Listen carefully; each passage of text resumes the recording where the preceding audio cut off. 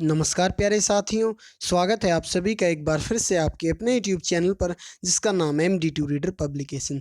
तो फ्रेंड्स, हरियाणा जी के क्विज और मॉक टेस्ट की जो सीरीज़ हमारे चैनल पर चली हुई है, ये थर्ड हमारा क्विज है। पहले 2 क्विज ऑलरेडी चैनल पर आ चुके, अच्छा प्यार और सपोर्ट आपने उनको दिया और आपकी आगामी परीक्षाओं को ध्यान में रखते हुए हमारी टीम ने ये जो है मॉक टेस्ट स्टार्ट किए हैं। दोनों पहले जो हमारे मॉक टेस्ट या क्विज की जो वीडियो आई है उनकी प्लेलिस्ट बना दी है, लिंक नीचे डिस्क्रिप्शन में भी मिल जाएगा, ऊपर आई सेक्शन में भी मिल जाएगा, तो आप वो भी देखिए जाकर। और ये जो हमारी सीरीज़ है ये लगातार कर लीजिए, आपकी आगामी परीक्षाओं के लिए बहुत ही बेनिफिशियली ये आपके लिए रहेंगे। एक क्वेश्चन के साथ 3-3, 4-4 मैं एक्स्ट्रा क्वेश्चन आपको बताता चलता हूँ, तो समय ज़्यादा ख़राब नहीं करते हैं। पहला क्वेश्चन ले लेते हैं। तीसरा हमारा ये मॉक टेस्ट है।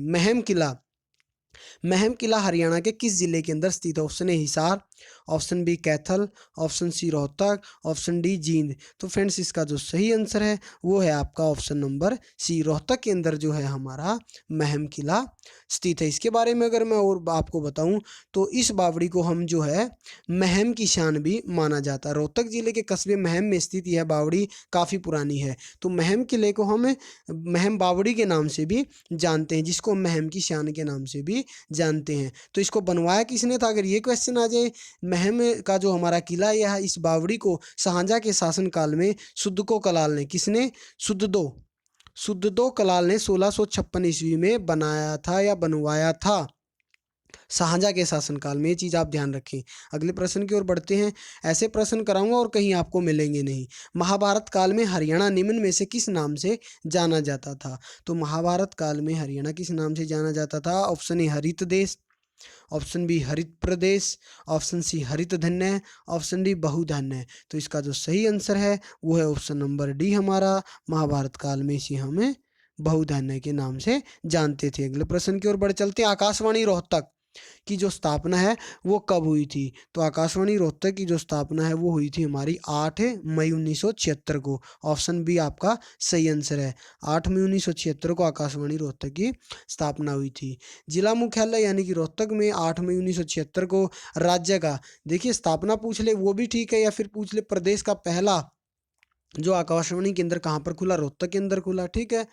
और यहाँ पर जो हरियाणा की संस्कृति और विकास संबंधी कार्यक्रम प्रस्तुत किए जाते हैं।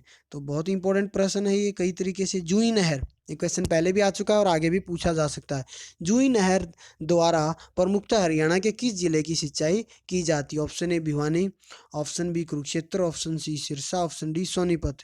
तो फ्रेंड्स, इसका जो सही आंसर है वो है आपका ऑप्शन नंबर ए, यानी कि भिवानी की सिंचाई की जाती है, ठीक है। इसको हम, यह क्या है, यह एक उत्पादक सिंचाई योजना है, ठीक है, जो भिवानी जिले के ऊंचे क्षेत्रों में जो है सिंचाई के लिए उपयुक्त की जाती है। इसकी लंबाई लगभग 170 किलोमीटर है जूही नहर की, ठीक है। ये चीज़ें आप ध्यान रखेंगे। अगले प्रश्न की ओर बढ़ते हैं।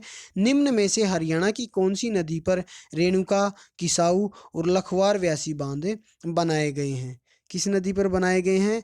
रेणुका, किसाऊ और Lakhwar. Option A Ghaggar, option B Yamuna, option C Ganga, option D Tangri. तो फ्रेंड्स, इसका जो सही आंसर है वो है आपका ऑप्शन नंबर बी, यमुना नदी पर। रेणुका, किसाऊ और आपका व्यासी बांध यमुना नदी पर बनाए गए, इस चीज़ को आप ध्यान रखेंगे। इंपॉर्टेंट क्वेश्चन है एग्जाम पॉइंट ऑफ व्यू से। किस युद्ध क्षेत्र में मोहम्मद गोरी ने पृथ्वीराज चौहान की सेनाओं का सामना हुआ था? किस क्षेत्र में मोहम्मद गोरी और पृथ्वीराज चौहान की सेनाओं का सामना हुआ था? Option A Tarain, option B Kurukshetra, option C Haldighati, option D Panipat. देखिए, कुरुक्षेत्र के अंदर महाभारत का युद्ध हुआ, पानीपत के अंदर पानीपत की 3 लड़ाइयाँ हुई। तो 1191 और 1192 के अंदर 2 लड़ाई हुई मोहम्मद गोरी और पृथ्वीराज चौहान के बीच, जिन्हें हम तराइन का युद्ध भी कहते हैं। तो तराइन क्षेत्र के अंदर ये लड़ाइयाँ हुई थी, ठीक है। तराइन की जो प्रथम लड़ाई हुई थी, ये प्रश्न पूछ लिया जाता है कि इस युद्ध में किसकी जीत हुई। देखिए, तराइन की प्रथम लड़ाई पृथ्वीराज चौहान ने जीती थी। पृथ्वी पर जिसने राज कर लिया तो वो युद्ध भी पहला वही जीतेगा। तो पृथ्वीराज चौहान ने तराइन की प्रथम जो लड़ाई है वो जीत ली थी, ठीक है। दूसरा हमारा, इसको तरावड़ी भी कह देते हैं, वैसे तराइन भी कहते हैं। दूसरा युद्ध फिर मोहम्मद गोरी और पृथ्वीराज चौहान के मध्य हुआ। इसमें पृथ्वीराज चौहान की हार होगी, यानी कि मोहम्मद गोरी ने इसको जीत लिया। तो पहला पृथ्वी पर राज करने वाले पृथ्वीराज ने जीता, दूसरा मोहम्मद गोरी ने जीत लिया। 1191-92 में ये युद्ध हुए। अगला प्रश्न है, निम्न किस राज्य या संघ शासित क्षेत्र में एक उभय उच्च न्यायालय स्थित है? तो आप सभी जानते हैं पंजाब और हरियाणा में जो है एक जॉइंट इन दोनों का है चंडीगढ़ के अंदर, ठीक है, चंडीगढ़ के अंदर इन दोनों का जॉइंट रूप से, और एक चंडीगढ़ का भी वो है, तो तीन जो मिलाकर दो राज्य और एक केंद्र शासित प्रदेश का कॉमन जो उच्च न्यायालय है पंजाब हरियाणा हाई कोर्ट, ठीक है। अगले प्रश्न की ओर बढ़ चलते हैं। अगला प्रश्न है, अति प्राचीन वट वृक्ष जिसे गीता ज्ञान से संबंधित माना जाता है वो कहाँ पर स्थित है? पेहुआ, ज्योतिषर, मानेसर, अमीन। देखिए जो प्राचीन वट वृक्ष है जहाँ पर गीता का ज्ञान, ये चीज़ तो आपको समझ में आ जाती है, गीता ज्ञान कुरुक्षेत्र के अंदर दिया गया था, तो पेहुआ भी कुरुक्षेत्र के अंदर है, ज्योतिषर भी कुरुक्षेत्र के अंदर है। इन दोनों में से आंसर है मानेसर गुरुग्राम, ये आंसर नहीं है, अमीन आपका आंसर नहीं है। तो यहाँ पर जो आपका सही आंसर रहेगा वो रहेगा आपका ऑप्शन नंबर बी, ज्योतिषर। तो ज्योतिषर यहाँ पर आपका सही आंसर रहेगा जहाँ पर प्राचीन वट वृक्ष है। और इसको अगर मैं बात करूँ ज्योतिसर सरोवर की, इम्पोर्टेंट है, तो ये रेलवे स्टेशन से 8 किलोमीटर की दूरी पर पेहुआ मार्ग पर पड़ता है। बहुत ही महत्वपूर्ण, यहीं पर जो श्री कृष्ण ने अर्जुन को गीता का उपदेश भी दिया था, और यहीं पर जो आदि शंकराचार्य वो पधारे थे, भागवत गीता दर्शन का चिंतन मनन इन्होंने किया था, ठीक है। महाराजा दरभंगा ने 1924 ईस्वी में अक्षयवट के चारों ओर पक्के चबूतरे का निर्माण भी करवाया था। तो यहीं पर शंकराचार्य ने जो कृष्ण अर्जुन रथ था, शंकराचार्य के मंदिर का भी निर्माण करवाया था। तो ये पूछा जा सकता है कृष्ण अर्जुन रथ और शंकराचार्य मंदिर का निर्माण किसने करवाया था? 1967 ईस्वी में महाराजा दरभंगा ने, ठीक है। अगले प्रश्न की ओर बढ़ चलते हैं।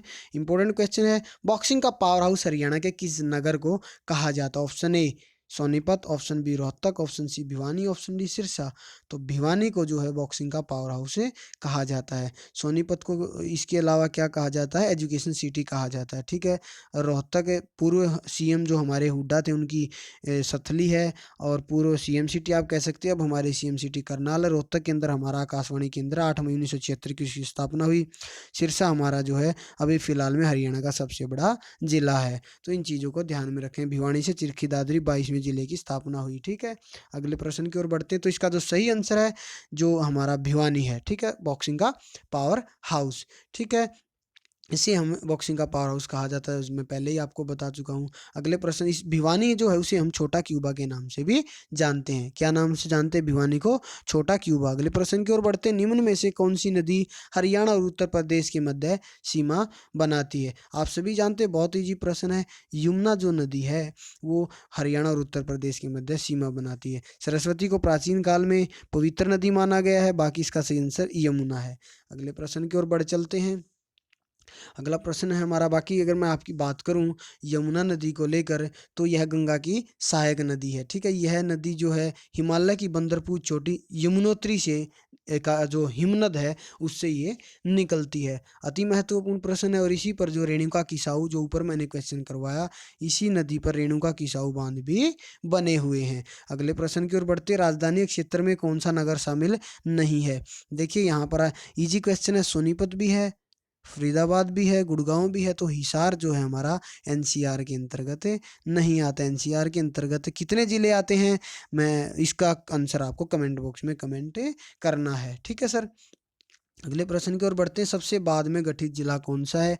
बीच बीच में एक इजी क्वेश्चन भी डालना पड़ता है। सबसे बाद में जो जिला हमारा गठित हुआ वह चरखी दादरी है, भिवानी से अलग होकर बना, ये हमारा 22वां जिला है। और एनसीआर में कितने जिले आते हैं इसका आपको कमेंट बॉक्स में कमेंट करना है। कुछ एक के नाम मैं आपको बता देता हूँ, झज्जर, पलवल, सोनीपत, गुड़गांव, पानीपत, रोहतक, मेवात, रेवाड़ी, भिवानी, महेंद्रगढ़, फरीदाबाद, करनाल और जींद।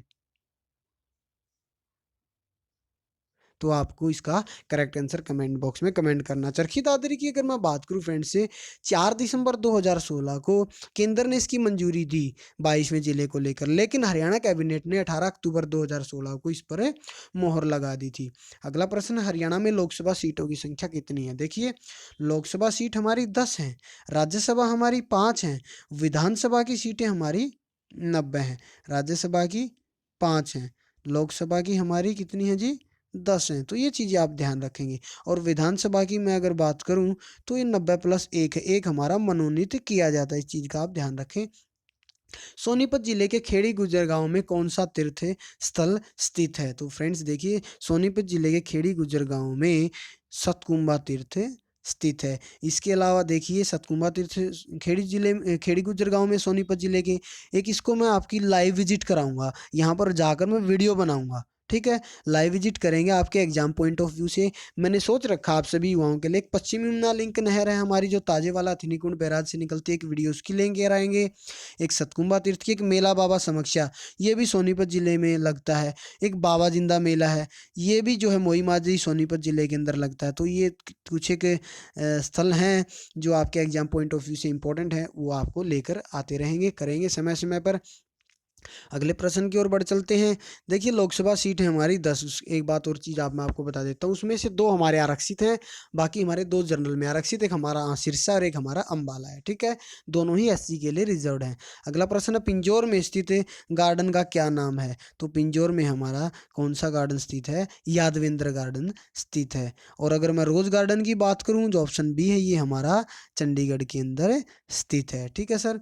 सुल्तानपुर गार्डन, सुल्तानपुर जिला फरीदाबाद के अंदर स्थित है। कर्ण लेक या कर्ण गार्डन हमारा करनाल के अंदर स्थित है। तो पिंजौर यादवेंद्र उद्यान को उत्तरी भारत का नंदन वन भी कहा जाता है। जो पिंजौर गार्डन है हमारा, या जिसको आप यादवेंद्र उद्यान भी कहते हैं, उसको उत्तर भारत का नंदन वन भी कहा जाता है। याद रखेंगे, इंपॉर्टेंट पॉइंट है।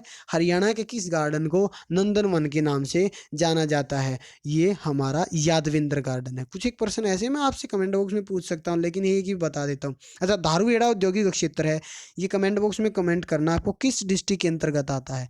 किस डिस्ट्रिक्ट के अंदर हमारा धारूहेड़ा औद्योगिक क्षेत्र आता है? और ये किस राष्ट्रीय राजमार्ग पर स्थित है?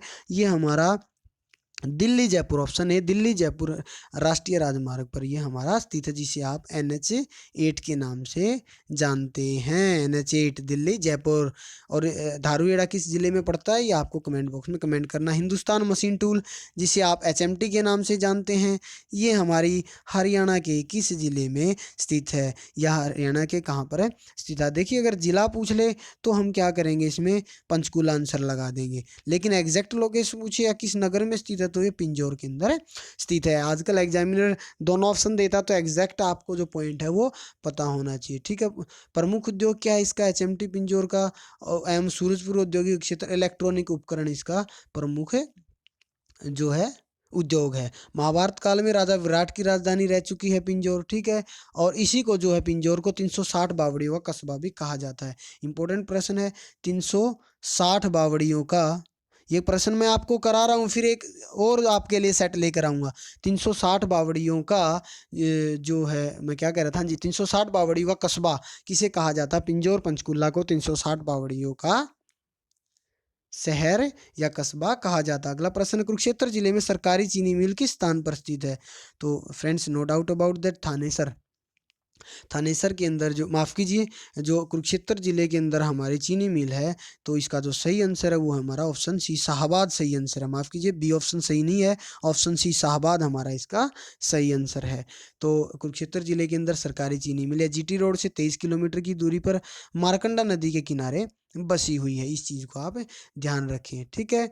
और शाहबाद ही जो है महर्षि मार्कंडेश्वर की तपस्थली के नाम से भी इसको जाना जाता है, इसी वजह से इसको शाहबाद मारकंडा भी कह देते हैं। किस ऋषि की रमण तपस्थली के नाम से जाना जाता है? मार्कंडेश्वर। ये सर याद रखें, एक और लेकर आऊँगा मैं इसमें आपका क्विज। ये जो साथ के साथ क्वेश्चन बता रहा हूँ, इनके आंसर पूछूंगा। काला तीतर एक पर्यटन स्थल हरियाणा के किस जिले के अंदर स्थित है? काला तीतर, हिसार, सिरसा, फतेहाबाद, जींद। तो काला तीतर जो पर्यटन क्षेत्र है वो हमारा सिरसा जिले के अंदर स्थित है। तो अंबाला के अंदर अगर मैं किंगफिशर की बात करूं, अंबाला के अंदर रेड रोबिन या डेरंगो की बात करूं, देखिए रेड रोबिन भिवानी और डेरंगो हमारा दादरी के अंदर है। बड़खल झील, डबचिक और सूरजकुंड फरीदाबाद के अंदर स्थित है। और काला तीतर जिसे आप अबूब शहर या अबू शहर भी कहते हो, सिरसा के अंदर स्थित है। सोनीपत के अंदर चकोर है, युनानगर ताजेवाला हथिनीकुंड बैराज, कलेसर है, पंचकुला रेड बिशप, मोरनी यादवेंद्र गार्डन। तो कुरुक्षेत्र के अंदर नीलक्रांति, कृष्णा डैम, पैराकीट। पानीपत के अंदर स्काई लार्क है, जींद के अंदर बुलबुल हरियाल है, हिसार के अंदर ब्लू बर्ड है, गुड़गांव के अंदर समा, सुल्तानपुर पक्षी विहार, दमदमा झील। तो ये चीज़ें हैं साथ के साथ जो करा रहा हूँ। आई होप वीडियो काफ़ी अच्छी लग रही होगी। शेयर कर दें भाई, शेयर कर दें। जिसने सब्सक्राइब नहीं किया चैनल को सब्सक्राइब कर दें। आप ना, मेहनत मैं बहुत कर रहा हूँ आपके साथ, लेकिन आप चीज़ों को शेयर नहीं करें प्लीज़, रिक्वेस्ट आपसे। तीज का त्यौहार किस महीने में मनाया जाता है? आप सभी जानते हैं, ईजी है। तीज का त्यौहार हमारा जो है option A Sawan, option B Baisakh, option C Kartik. तो सावन महीने में मनाया जाता है तीज का त्यौहार। ऑप्शन ए सावन महीने में मनाया जाता है। तीज का नृत्य सावन महीने में तीज के त्यौहार पर आयोजित किया जाता है, जिसमें महिलाएं रंग बिरंगे पारंपरिक परिधान पहनकर नृत्य करती हैं। अगला प्रश्न है कि भाई हरियाणा के या भारत के सारे शिल्पी एवं कलाकार किस मेले में भाग लेते हैं। अभी आपको बताया सूरजकुंड मेले में, ये हमारा फरीदाबाद के अंदर लगता है। 1 फरवरी से लेकर पहले 15 फरवरी तक लगता था, अब 16 फरवरी तक लगता है। 2020 में कौन सा हमारा यहाँ पर मेला लगा, सूरजकुंड मेला।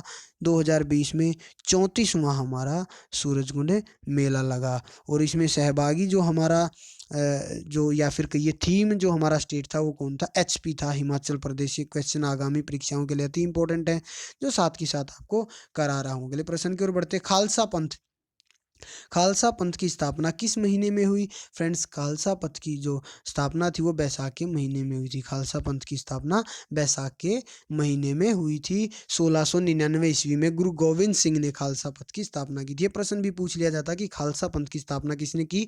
गुरु गोविंद सिंह ने खालसा पंथ की स्थापना 1699 ईस्वी में की थी। ये चीज़ें यहाँ पे ध्यान रखेंगे। हरियाणा में सदा बहने वाली नदी कौन सी है।